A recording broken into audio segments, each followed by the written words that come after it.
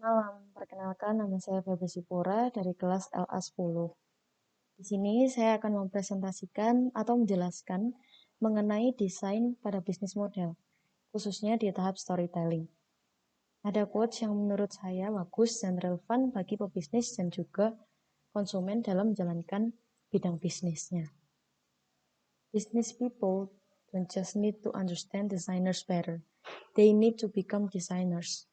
By Roger Martin, Dean Rodman School of Management. Nah, sebagai calon entrepreneur, kita harus paham bahwa bukan kita saja, yaitu sebagai pebisnis yang harus mengetahui dan memahami bisnis dan produk yang kita miliki. Akan tetapi, kita juga harus mampu membawa konsumen kita ke dimensi yang juga kita pahami mengenai bisnis kita. Bukan hanya kita yang harus memahami produk milik kita, akan tetapi tujuan kita adalah supaya konsumen mengerti lebih dalam mengenai produk atau jasa yang kita jual. Karena konsumenlah yang akan mengonsumsi atau menggunakan produk atau jasa yang kita miliki. Nah, pada ide bisnis yang masih baby atau yang masih awal, masih baru, belum banyak dikenal oleh orang, itu cukup susah untuk para audiens, yaitu konsumen, untuk memahami ide bisnis yang kita miliki. Maka dari itu kita harus secara cerdas mencari cara untuk menyampaikan ide bisnis yang kita miliki, sehingga pemahaman audiens atau konsumen itu sama seperti pemahaman akan ide bisnis atau produk yang kita miliki. Yang harus dilakukan adalah salah satu tekniknya adalah dengan storytelling. Nah, storytelling ini merupakan teknik yang sangat efektif untuk kita lakukan.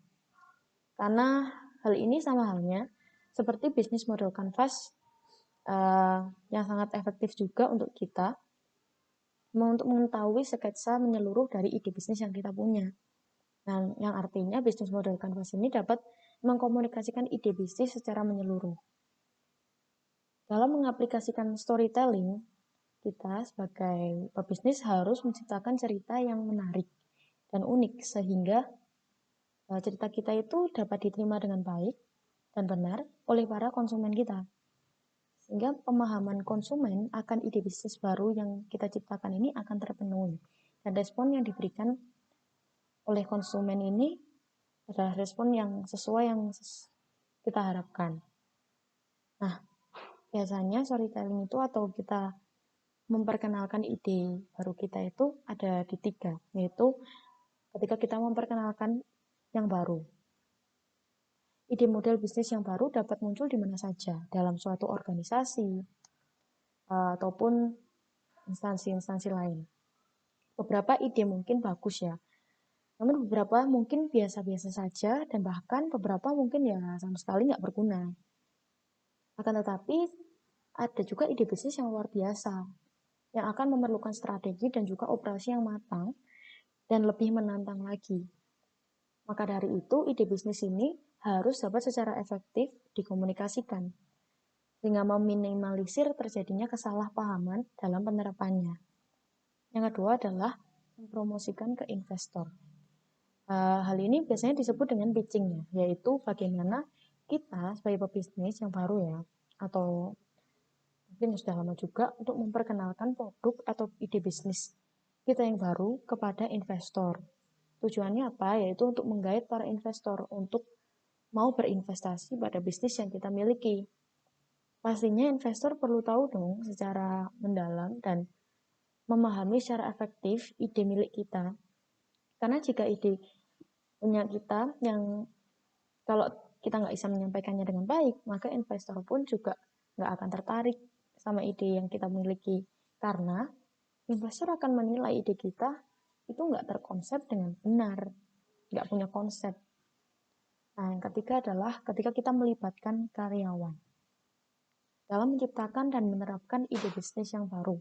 Pastinya kita membutuhkan tangannya dari pihak lain, yaitu karyawan yang akan lebih mengaplikasikannya secara praktek. Jadi kita jelasin yang praktek karyawannya juga. Jika karyawan tidak memiliki pemahaman yang baik dan secara menyeluruh mengenai ide bisnis yang kita ciptakan, maka dalam mempraktekannya akan sering terjadi kendala, dan hal itu membuat ide bisnis kita nggak berjalan dengan baik. Nah, tujuan dari storytelling atau bercerita ini juga adalah untuk memperkenalkan model bisnis baru dengan cara yang menarik, gak hanya menarik dan juga nyata. Jadi ketika kita menyampaikan ide kita, itu audiens kita, entah itu konsumen, entah investor, entah karyawan, entah orang-orang yang bekerja dengan kita di sekeliling kita, mereka itu nggak hanya tertarik karena ide bisnis kita itu unik atau menarik gak dimiliki sama para pebisnis lain, tapi mereka juga mau kalau hal ini menjadi nyata. Jadi kita kerjain, kita implementasikan bersama, itu jadi nyata dan menghasilkan sesuatu yang baru dan menguntungkan. Nah, sekian uh, storytelling, bisnis storytelling, jika dikaitkan dengan pengimplementasian ide bisnis yang saya miliki. Ide bisnis yang saya miliki adalah di bidang makanan, industri makanan gitu. Nah, sama halnya ketika juga kalau mau mempromosikan, nggak hanya ke investor, juga ke konsumen lain, itu pastinya saya juga harus memahami dan saya juga harus memiliki kecerdikan bagaimana saya menyampaikannya dengan baik, bagaimana tekniknya, bagaimana saya mengembangkan storytelling tersebut, mengembangkan cerita yang nggak hanya menarik, juga mereka bisa merasakan halnya, yaitu nyata. Baik, terima kasih.